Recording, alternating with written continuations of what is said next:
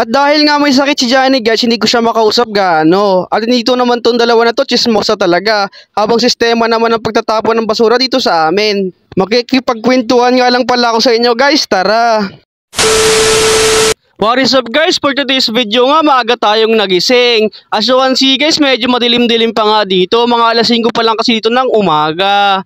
Siyempre hindi mabubuo ang araw natin ng walang kape. So inumpisahan ko na nga dito guys na magkape. Unang-una sa umaga, ito talaga yung unang ginagawa ko pagkatapos ko maghilamos. Maya-maya nga lang guys, gusto magpapakarga sa atin ni Aryan. At nilalaro-laro ko nga si Aryan dito guys. At sobrang cute nga ni Aryan dito kasi wala pa siyang sakit dito. Nakaschedule kasi si Aryan guys na magpaturok maya-maya lang. Nakakalungkot nga isipin guys, si Nani dito ay may sakit na.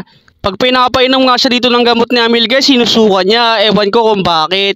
Paki-comment below naman guys kung kayo din nalulungkot kapag may sakit yung pamangkin nyo. At dito nga guys, nagpakarga si Aryan kay Habo. Si Habo nga pala guys, yung sa last video natin yung pinakamabilis maglaba. At maya-maya nga lang guys, dito si Johnny, tinatry niya talagang kumain. Kaso wala talaga siyang gana guys, kaya hindi rin siya nakakain ng maayos dyan.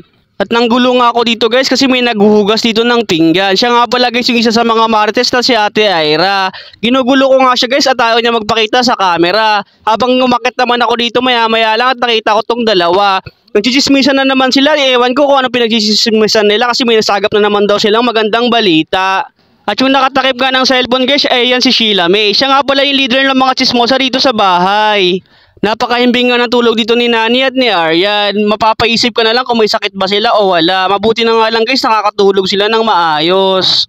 At ipapakita ko nga pala sa inyo guys kung saan tinurukan si Aryan. At maya-maya nga lang guys, tumingin ako sa bintana at dito nakatambak na yung mga basura.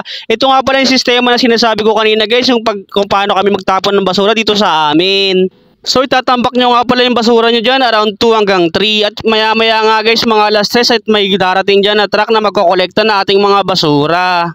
Yan nga pala yung kagandahan ngayon guys kasi may schedule talaga na pagkokolekta ng basura.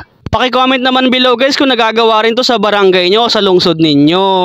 Nung pagising nga lang ni Johnny guys, sa cellphone talaga yung una niyang kinuha. Nanonood nga pala siya ng YouTube dito at ayaw niya daw pa istorbo. So hanggang dito na lang to guys.